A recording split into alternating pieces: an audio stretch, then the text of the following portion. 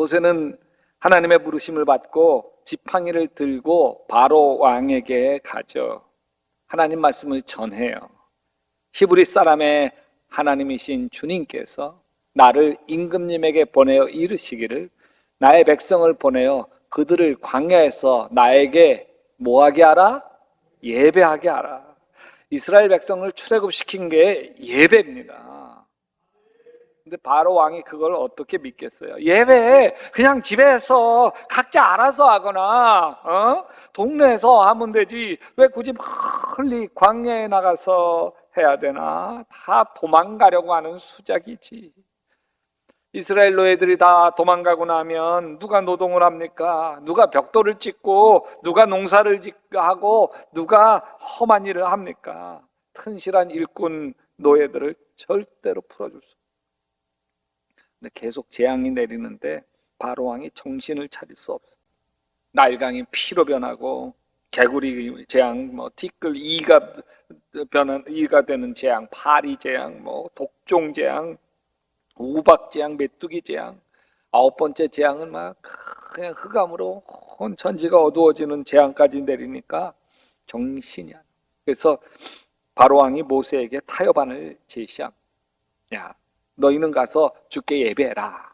그러나 너희 양과 소는 남겨두고 너희의 아이들만 데리고 가야 된다. 왜요? 사람들만 광야로 나가면 멀리 못 가거든요. 도망쳤다가도 자기들 배가 고파서 다시 돌아올 수밖에 없거든요. 근데 모세가 단호할 뿐만 아니라 한술 더 떠요. 임금님도 우리 주 하나님께 바칠 희생 제물과 번제물을 우리에게 더 보태 주셔야 됩니다. 그러면서 뭐라고 더 이야기하냐면 우리는 우리의 집짐승 한 마리도 남겨두지 않고 다 몰고 가겠습니다. 우리는 그것들 가운데서 주 우리 하나님께 바칠 제물을 선택할 것입니다. 그러니까 우리가 거기까지 다다를 때까지는 우리가 어떤 것을 바쳐야 될지 알지 못해서 하나님이 어떤 걸 바쳐라고 얘기하는지 우리가 다 알지 못해서 일단 다 끌고 가야 합니다. 바로가 보니까 모세 속셈이 다 보이는 거예요. 화를 벌컥 내면서 어서 내 앞에서 썩 물러가거라. 다시 내 앞에 얼씬도 하지 마라. 내가 너 다음에 보는 그 순간 네 목을 치리라. 모세도 다음부터는 왕 앞에 나타날 일도 없습니다. 그러면서 마지막 남은 재앙, 애굽의 모든 장자가 죽는 재앙이 내리고 막. 하나님이 우리를 만드시고 우리를 예수 믿게 하신 이유는 하나님을 예배하게 하기 위함입니다. 이 백성은 내가 나를 위하여 지었나니 나를 찬송하게 하려 함이니라. 여러분, 신앙생활은 예배드리러 교회 가는 것으로 시작합니다. 그럼 자 보세요. 예배 보는 게 맞아요? 예배 드리는 게 맞아요? 예배 보러 가자. 예배 보러 가자. 예배 보러 가야지. 야, 예배 보자. 교회에서도 가정에서도 가정 예배 들으면 예배 보자 다 이렇게 이야기하는데 본다는 말이 구경한다는 말하고 겹쳐지잖아요. 영화 보러 가자, 영화 구경 가자는 거죠. 그죠? 예배 보러 가자는 걸 예배 구경하자 이렇게 바꾸면 진짜 잘못된 말이죠. 여러분, 예배 구경 가자 그러면 구경꾼이 됩니다. 근데 누구나 다 예배 구경하면 안 된다는 거 알죠? 근데 너무나 쉽게도 우리는 그렇게 빠지기도 합니다. 김남준 목사님이 쓴 예배의 감격에 빠져라 라는 책에 나온 예화예요. 주일날 아침 어느 한 가족이 예배에 참석했는데 주일 예배는 지난주와 다름없이 정해진 순서에 따라 드려지고 있었어요.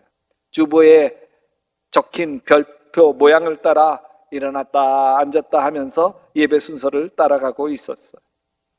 교동문을 따라 읽고 오늘따라 길게만 느껴지는 대표 기도에 성경 봉독과 성가대의 찬양이 이어졌습니다. 그리고 설교가 시작되었습니다. 그날따라 유난히 길게 느껴지는 설교를 한쪽 귀로 흘려 들으면서 한쪽 눈은 주보를 군데군데 훑어봅니다. 교회 소식부터 낱낱이 읽고 주보 5자 있나 없나 다 잡아내며 세밀하게 다 봤는데도 아직 목사님 설교가 안 끝났어요. 그래서 고개를 약간 돌려가지고 곁눈질하면서 누가 교회 왔나 안 왔나 출석 체크도 합니다. 근데도 계속 설교가 계속돼요. 그래서 이제 옛날 어른들처럼 조용히 눈을 감고 설교를 듣는 모양을 취하죠. 눈을 감고. 눈을 감았는데 졸음이 오기 시작해요. 이 목사님의 설교가 자전거처럼 들려요. 천국으로 다가가고 있는 거죠. 네. 그러다 가끔 딱 깨요. 왜요? 성도님들이 아멘 하는 소리에 살짝씩 깨요. 어느새 예배 구경꾼이 되어 있는 모습이죠. 아, 오늘 목사님 설교 좋네. 준비 많이 하셨나 봐. 저 이야기는 지난번에 했던 건데 또 하시네. 아, 오늘 성가대 찬양 참 좋긴 했는데 가사 전달이 잘 안 돼. 여러분, 구경꾼이 되면 자기도 모르게 평가를 해요. 평가. 예배 본다는 말이 예배 구경한다는 말이 되면 안 좋은 말입니다. 근데 한국말에 본다라는 말은 구경한다는 말만 있는 게 아니에요. 자, 시장 보러 간다. 여러분 시장 구경만 해요? 아니잖아요. 장 본다 이렇게 이야기할 때 장 보는 거는 다 물건을 구매하고 사는 거잖아요. 시험 보러 간다 그럴 때 시험 본다고 하는 게 그냥 시험지만 읽고 보고 온다는 건 아니잖아요. 더 맛본다 그럴 때 맛을 어떻게 보기만 해요. 맛본다고 하는 것은 맛을 느끼는 거예요.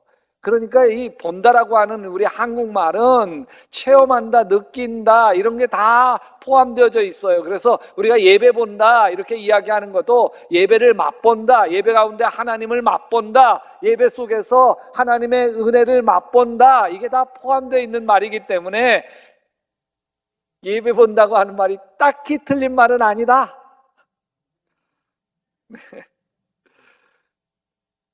근데 여러분, 우리는 하나님께 예배를 드리러 교회에 가죠. 이게 교회 가는 목적이에요. 로마서 12장 1절에도 형제자매 여러분, 여러분의 몸을 하나님께서 기뻐하실 거룩한 산 제물로 드리십시오. 이것이 여러분이 드릴 합당한 예배입니다. 근데 우리가 예배 드린다 그러면서도 쉽게 잘못 빠질 위험이 있어요. 뭐냐면 이 예배를 내가 드린다 할 때 예배의 주인이 내가 될 수 있어요. 주도권이 내가 될 수 있어요. 내가 찬양하고 내가 말씀하고 내가 헌금하고 내가 예배 잘 드리고 나왔다고 얘기할 수 있어요. 이때 예배의 주인이 하나님이 아니라 내가 되고 말아요. 이 말은 인간이 예배를 한 상 잘 차려놓고 예배의 손님으로 하나님을 초대하는 것과 같은 것이죠. 마틴 루터는 이렇게 얘기해요. 모든 예배의 주도권은 철저히 하나님에게 있다. 이게 신학이에요. 예배의 주인이 하나님인 거예요. 예배의 주도권이 인간에게 있는 건 아니라 하나님에게 있는 거예요. 자, 야곱이 에서 형 대신에 아버지 이삭을 속이고 축복을 받아요. 그걸 안 에서 형이 야곱 저거 아버지만 돌아가시면 내 손으로 죽인다. 그러니까 야곱이 도망을 갑니다. 호롤단신 삼촌 라반의 집으로 도망을 가는데 이 광야에서 어둑어둑 밤이 와요. 그래서 돌베개를 베고 버개를 삼고 모래를 입을 삼고 요를 삼고 자기 손바닥을 입을 삼고 잠을 청합니다.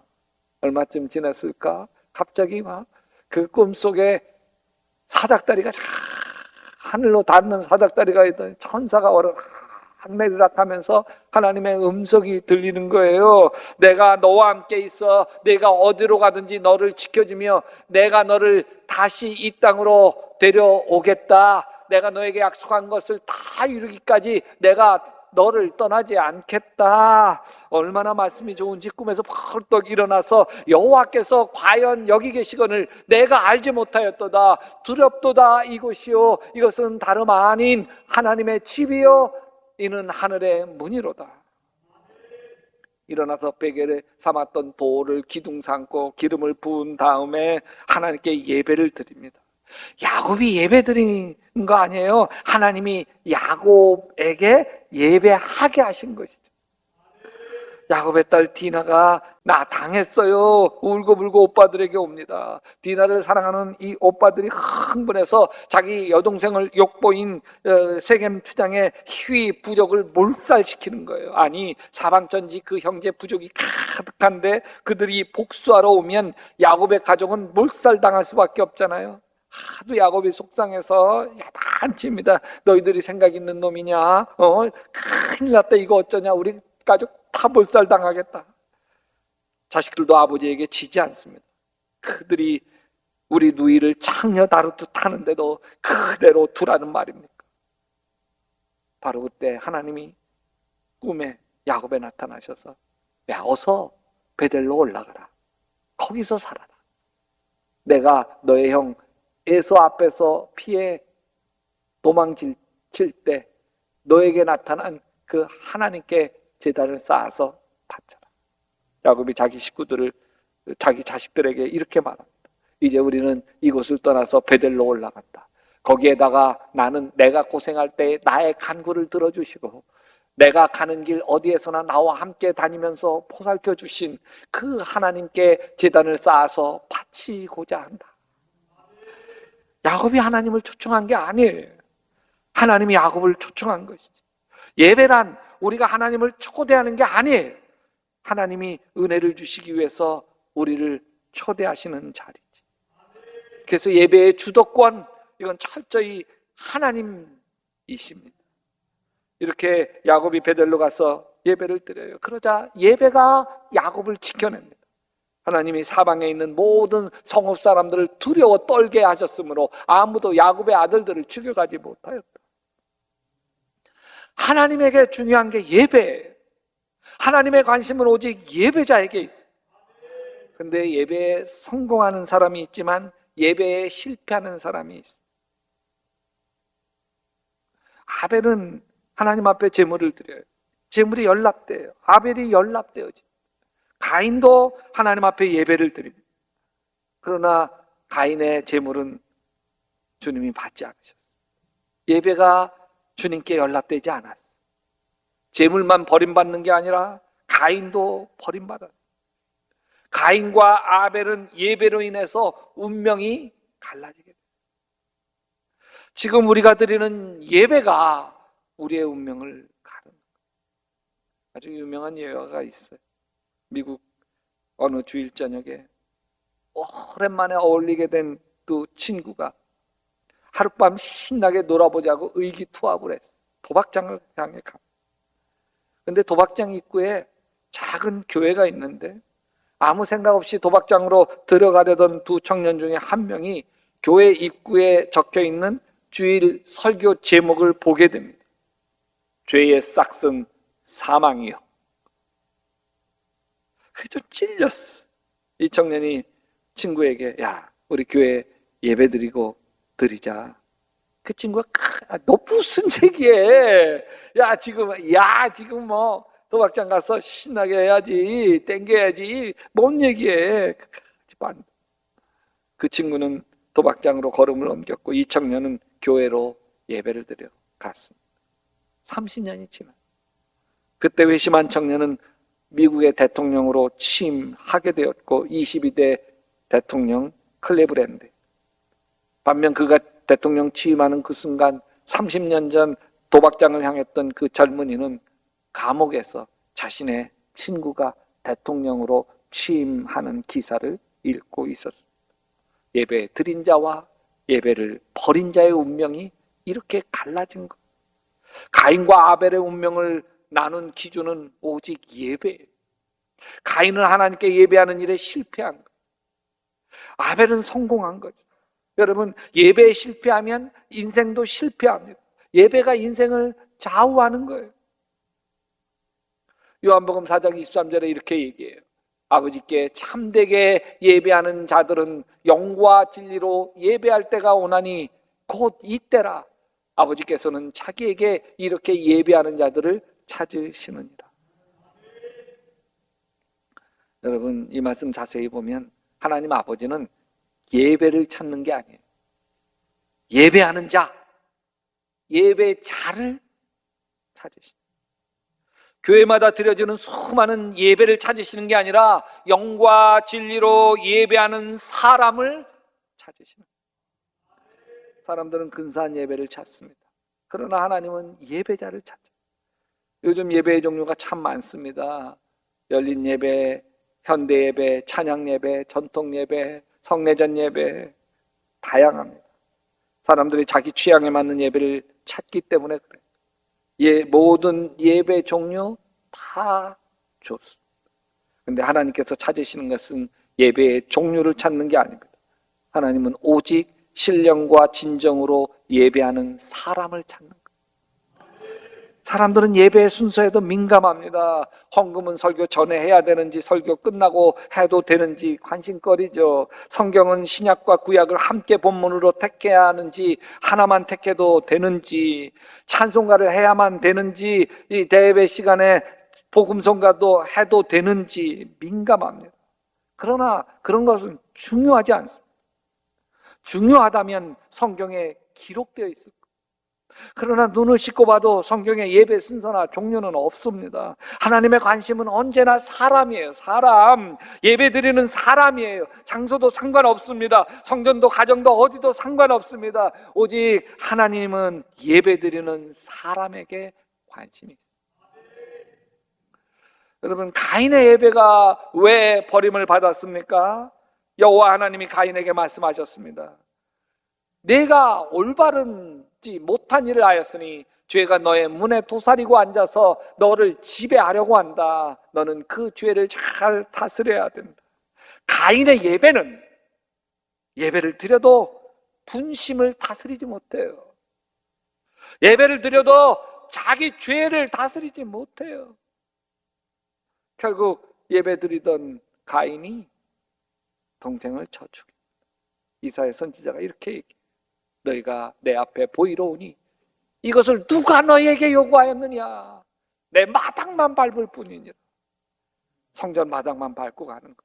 예배를 드리는 거예요. 안 드리는 거 아니에요. 마당만 밟아. 하나님과 교제가 없어. 예배가 실패한 거. 여러분, 예배를 드리러 왔어도 좋고 예배를 보러 왔어도 좋아요. 그러나 예배하는 사람은 예배를 통해서 은혜 받으러 온 거예요. 은혜 받으러. 그래서 예배에서 가장 중요한 것은 은혜입니다. 하나님의 은혜입니다. 은혜 받아야 상처받은 마음이 치유되고, 은혜 받아야 가정 문제가 해결되고, 은혜 받아야 병든 몸이 고침받고, 은혜 받아야 기도가 응답되기 때문에 그렇습니다. 가인의 예배는 은혜가 없어. 예배를 드려도 가인이 바뀌지 않는 거예요. 미움과 원망이 녹아지지 않는 거예요. 여러분, 하나님의 사랑의 마음을 열지 못하기 때문에 은혜가 없는 거예요. 예배는 하나님 사랑의 마음을 여는 거예요. 모나고 허물 많은 나를 얼마나 나를 아끼고 사랑하시는지 그 사랑에 젖어드는 게 예배. 여러분, 은혜가 뭐예요? 은혜가. 기독교 은혜의 핵심은 십자가 은혜. 무슨 은혜? 십자가. 십자가의 은혜의 핵심은 사랑과 용서예요. 주님이 우리를 이토록 사랑하셔서 십자가의 피를 다 쏟아주시며 우리의 죄를 용서하신 거, 이게 십자가 은혜. 그래서 예배를 통해서 은혜를 받으면 다 용서할 수 있어. 먼저 자기 자신을 용서할 수 있어. 못하고 부족해서 자꾸 자기 자신을 자책하던 못난 모습에서 벗어날 수 있어. 전에는 실수도 많고 허물도 많은 자기 자신을 사랑할 수 없었어요. 그러나 은혜 받으면 나 자신을 사랑할 수 있게 돼. 하늘로부터 소리가 있어 말씀하시되 이는 내 사랑하는 아들이요 내 기뻐하는 자다. 이렇게 나 자신을 사랑할 수 있으면 다른 사람을 용서할 수 있습니다. 내 열등감을 건드리고 내 자존심에 상처를 주었던 이들을 용서할 수 있어요. 덮어줄 수 있어요. 무엇보다도 열심으로 사랑할지니 서로 사랑할지니 사랑은 허다한 죄를 덮느니라. 기독교의 사랑의 핵심은 덮어주는 사랑이에요. 십자가의 사랑의 핵심도 덮어주는 사랑이에요. 또 설교를 들을 때 나에게 주시는 하나님의 말씀으로 받게 돼. 아멘으로 받아서 마음 깊숙이 담씀. 그럴 때 더 놀라운 은혜가 흐르죠. 우리가 하나님께 끊임없이 감사하는 것은 여러분이 우리에게서 하나님 말씀을 받을 때에 사람의 말로 받지 아니하고 실제 그대로 하나님의 말씀으로 받아들였기 때문입니다. 이 하나님의 말씀은 또한 신도 여러분 가운데서 살아 움직이고 있습니다. 심령과 골수를 쪼개고 있는 거예요. 북한 교회에서 믿음 생활하다가 탈북한 여성도가 간증을 합니다. 북한에서 믿음 생활을 하다 보면 하루도 성령께서 역사하지 않은 날이 없습니다. 하나님이 함께 하고 계신다고 하는 믿음이 없다면 이 얼어붙은 동토의 땅, 그 혹독한 북한 땅에서 도저히 믿음을 유지할 수가 없어요. 무서워서. 예수 믿다가 들켰다가 하면 사형이고 예배 드리다가 들키면 사형이고 직결처분을 받는데 무서워서 어떻게 신앙생활 할 수 있겠어요? 그런데요, 시마다 때마다 함께 해주시는 성령의 임재를 경험하기 때문에 핍박과 두려움을 이기고 예배드릴 수 있다. 근데 이분이 신앙 자유를 찾아서 한국에 넘어왔어요. 처음에는 너무 좋더래요. 어디나 교회가 있고 주일이면 누구 눈치 볼 필요도 없이 마음 놓고 성경책 끼고 예배당 가서 예배를 드리니까 너무 좋더래요. 근데 막상 한국에 오니까 날마다 역사하시던 성령님, 생생한 하나님의 임재를 맛보는 게 너무 어렵더래. 그게 너무 괴롭대.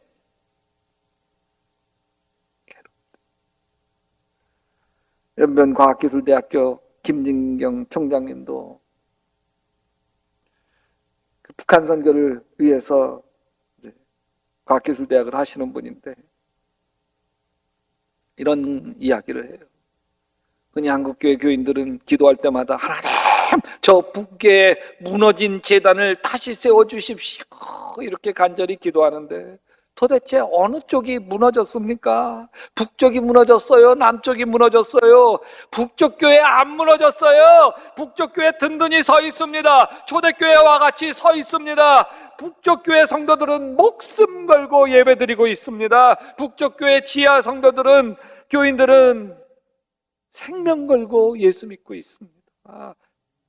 그 교인들은 무너진 게 아닙니다. 오히려 남쪽 교회가 무너지고 있는 건 아닌가요? 코로나로 더 심각하게 한국 교회 예배가 무너지고 있는 건 아닌가요? 따라서 합시다. 우리는 예배자입니다. 신령과 진정으로 예배하는 예배자입니다. 예배에 성공합시다.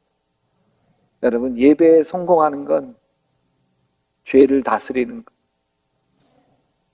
가인의 예배로 우리가 실패하게 되어지는 이유는 예배 속에서 하나님의 사랑을, 십자가의 은혜를 맛보지 못하기 때문에 깨뜨려지지 않는 예배, 나를 바꾸지 못하는 예배, 예배 드리기 전과 이후에 내가 변화되어지지 않는 예배, 예배에 실패하신 것.